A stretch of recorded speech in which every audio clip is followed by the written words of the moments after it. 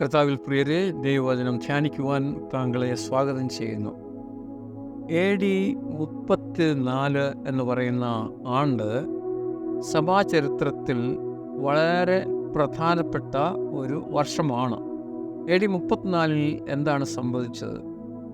Babel പ്രവാസകാലം അത് 70 വർഷം അത് പൂർത്തിയാകുന്നതിനോടടുത്ത് ദാനിയേൽ ഒരു പ്രത്യേക പ്രാർത്ഥന കഴിക്കുന്നതിനെ കുറിച്ച് ദാനിയേൽ പ്രവചനം 9-ാം അധ്യായത്തിൽ നമ്മൾ കാണുന്നു. ദാനിയേൽ 9:21, ഞാൻ എൻ്റെ പ്രാർത്ഥന കഴിച്ചുകൊണ്ടിരിക്കുമ്പോൾ തന്നെ ആദിയിങ്കൽ ഞാൻ അത്യന്തം ക്ഷീണിച്ചിരുന്ന സമയം ദർശനത്തിൽ കണ്ട ഗബ്രിയേൽ എന്ന പുരുഷൻ ഏകദേശം സന്ധ്യായാഗത്തിൻ്റെ നേരത്ത് എന്നോട് അടുത്തു വന്നു. എന്നിട്ട് കൊടുക്കുന്ന ദൂതിൻ്റെ ഭാഗമായിട്ട് 24-ാം വാക്യത്തിൽ ഇങ്ങനെ വായിക്കുന്നു: അതിക്രമത്തെ തടസ്സം ചെയ്ത് പാപങ്ങളെ മുദ്രയിടുവാനും അകൃത്യത്തിന് പ്രായശ്ചിത്തം ചെയ്ത് നിത്യനീതി വരുത്തുവാനും ദർശനവും പ്രവചനവും മുദ്രയിടുവാനും അതിപരിശുദ്ധമായതിനെ അഭിഷേകം ചെയ്യുവാനും തക്കവണ്ണം നിന്റെ ജനത്തിനും വിശുദ്ധ നഗരത്തിനും 70 ആഴ്ചവട്ടം നിയമിച്ചിരിക്കുന്നു. 70 ആഴ്ചവട്ടം എന്നുള്ളത് പ്രവചന കണക്കാണ്. അക്ഷരികമായത് 490 വർഷങ്ങളാണ്. ആ കാലഘട്ടം AD 34 അവസാനിച്ചു. അപ്പോൾ ഈ 490 വർഷങ്ങൾക്കുള്ളിൽ എന്ത് സംഭവിച്ചു? യെരുശലേം പുതുക്കി പണിതു. കൂടാതെ നശിപ്പിക്കപ്പെട്ട ആലയത്തിന് പകരം പുതിയ ആലയം പണിതു പ്രതിഷ്ഠിക്കപ്പെട്ടു. അടുത്തത് അതിൻ്റെ കൃത്യസമയത്ത് മശിഹ അഭിഷിക്തനായി. മശിഹ അഭിഷിക്തനായതിനു ശേഷം തുടർന്ന് 3.5 വർഷം കർത്താവ് തന്നെ നേരിട്ട് യഹൂദന്മാരുടെ ഇടയിൽ പ്രവർത്തിച്ചു. അതിനുശേഷം അടുത്ത 3.5 വർഷം ശിഷ്യന്മാരിൽ കൂടെ യഹൂദന്മാരുടെ ഇടയിൽ പ്രവർത്തിച്ചു. AD 34 വരെ ആ സുവിശേഷത്തിൻ്റെ ക്ഷണം യഹൂദന്മാരുടെ ഇടയിൽ നൽകപ്പെട്ടു. കർത്താവ് സാക്ഷീകരണത്തിന് വേണ്ടി ശിഷ്യന്മാരെ അയക്കുമ്പോൾ ഇങ്ങനെ ഒരു നിർദ്ദേശം പ്രത്യേകമായി കൊടുത്തിരിക്കുന്നത് നമ്മൾ കാണുന്നു. വിശുദ്ധ മത്തായിയുടെ സുവിശേഷം 10-ാം അധ്യായം 5-6 വാക്യങ്ങൾ. ഈ 12 പേരെയും യേശു അയക്കുമ്പോൾ അവരോട് ആജ്ഞാപിച്ച എന്തെന്നാൽ, ജാതികളുടെ അടുക്കൽ പോകാതെയും ശമര്യരുടെ പട്ടണത്തിൽ കടക്കാതെയും ഇസ്രായേൽ ഗൃഹത്തിലെ കാണാതെ പോയ ആടുകളുടെ അടുക്കൽ തന്നെ ചെല്ലുവീൻ. 70 ആഴ്ചവട്ടം, അതിൻ്റെ അവസാനത്തെ ആഴ്ചവട്ടത്തിൻ്റെ മധ്യേ മശിഹ ഛേദിക്കപ്പെടുന്നു. അതുകൂടാതെ എന്തു ചെയ്യുന്നു? യാഗങ്ങൾ പൂർത്തിയാക്കപ്പെടുന്നു.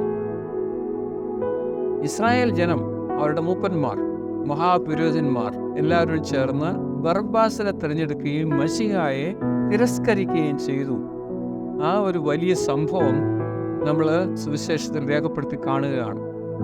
ദാനിയേൽ 9:27 ആഴ്ചവട്ടത്തിൻ്റെ മധ്യേ അവൻ ഹനനയാഗവും ഭോജനയാഗവും നിർത്തലാക്കി കളയും എന്ന് പറഞ്ഞിരിക്കുകയാണ്. ഈ ആഴ്ചവട്ടം എന്ന് പറയുന്നത് പ്രവചനകാലത്തിലെ 70-ാമത്തെ ആഴ്ചവട്ടമാണ്. AD 27 മുതൽ 34 വരെയുള്ളതായ കാലഘട്ടമാണ്. അപ്പോൾ കർത്താവ് യേശു ക്രിസ്തുവിൻ്റെ യാഗം കാൽവരിയിൽ സമർപ്പിക്കപ്പെട്ടതിനോടുകൂടി 4000 വർഷമായി ദൈവത്തിൻ്റെ കുഞ്ഞാടിനെ ചൂണ്ടിക്കാണിച്ചിരുന്നതായ യാഗങ്ങൾ പൂർത്തിയായി. ഇനിമേൽ യാഗങ്ങൾ ആവശ്യമില്ല.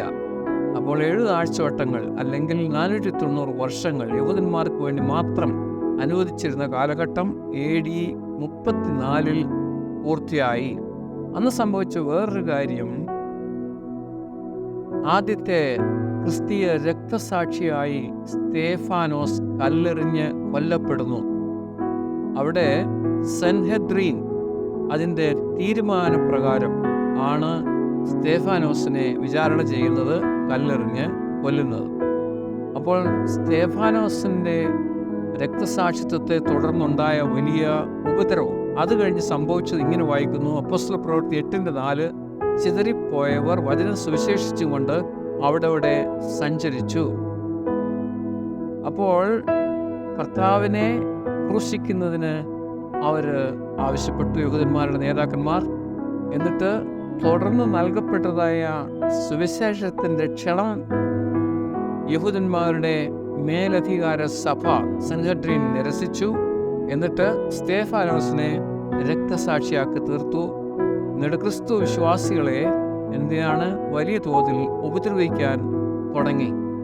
അതിനുശേഷം സുവിശേഷം യഹൂദന്മാർക്ക് വേണ്ടി മാത്രം ഒതുങ്ങി ഇരിക്കാനുള്ളതല്ല, അത് ലോകത്തിന് മുമ്പിൽ എന്താണ് പ്രസിദ്ധീകരിക്കപ്പെടുകയാണ്. അപ്പോസ്തല പ്രവൃത്തി 8:5 ഇങ്ങനെ വായിക്കുന്നു: ഫിലിപ്പു സമരിയ പട്ടണത്തിൽ ചെന്ന് അവരോട് ക്രിസ്തുവിനെ പ്രസംഗിച്ചു. അപ്പോസ്തലനായ പത്രോസ് ദൈവ നിയോഗത്താൽ ശതാധിപനായ കൊർന്നല്യോസിന്റെ അടുത്ത് സുവിശേഷവുമായിട്ട് പോകുന്നു. അതിനുശേഷം ജാതികളുടെ അപ്പോസ്തലനായ പൗലോസ് രംഗപ്രവേശം ചെയ്യുന്നു. അപ്പോസ്തല പ്രവൃത്തി 13:46. അപ്പോൾ പൗലോസും ബർന്നബാസും ധൈര്യം പൂണ്ടു. ദൈവവചനം ആദ്യം നിങ്ങളോട് പറയുന്നത് ആവശ്യമായിരുന്നു, എന്നാൽ നിങ്ങളതിനെ തള്ളി നിങ്ങളെ തന്നെ നിത്യജീവൻ അയോഗ്യർ എന്ന് വിധിച്ചു കളയുന്നതിനാൽ ഇതാ ഞങ്ങൾ ജാതികളിലേക്ക് തിരിയുന്നു എന്ന് പ്രസ്താവിക്കുന്നു. AD 34 സ്തേഫാനോസ് കല്ലെറിയപ്പെടുന്നു. യഹൂദന്മാരുടെ ആ തെരഞ്ഞെടുക്കപ്പെട്ട പ്രത്യേക ജനമെന്നുള്ളതായ ആ പദവി അവിടെ അവസാനിക്കുന്നു. സുവിശേഷം ലോകത്തിന് മുൻപിൽ അവതരിക്കപ്പെടുന്നു. റോമാലേഖനം 11:42 ഇങ്ങനെ കാണുന്നു: എന്നാൽ അവരുടെ ലംഘനം, അതായത് തിരഞ്ഞെടുക്കപ്പെട്ട ഇസ്രായേൽ മക്കളുടെ ലംഘനം ലോകത്തിന് ധനവും അവരുടെ നഷ്ടം ജാതികൾക്ക് സമ്പത്തും വരുവാൻ കാരണമായി. നമുക്ക് പ്രാർത്ഥിക്കാം. സ്വർഗ്ഗസ്ഥ പിതാവേ, ദൈവത്തിൻ്റെ അത്ഭുതകരമായ പ്രവർത്തനങ്ങൾ അത് തിരിച്ചറിയുവാൻ ഞങ്ങൾക്ക് സഹായിക്കണമേ. എല്ലാ കാര്യങ്ങളും ദൈവം നിയന്ത്രിക്കുന്നു. ഈ കാലം അതിൻ്റെ അവസാനത്തിലേക്ക് വരുന്നു. കർത്താവിൻ്റെ വരവ് അതിവേഗത്തിൽ സംഭവിക്കാൻ പോകുന്നുവെന്ന് മനസ്സിലാക്കുവാൻ കർത്താവിന് വേണ്ടി സത്യസന്ധമായി സാക്ഷികളായി പണ്ടക്കോണം അവിടെ ഞങ്ങളെ അനുഗ്രഹിക്കണമേ. യേശുവിൻ നാമത്തിൽ അപേക്ഷിക്കുന്നു. ആമേൻ.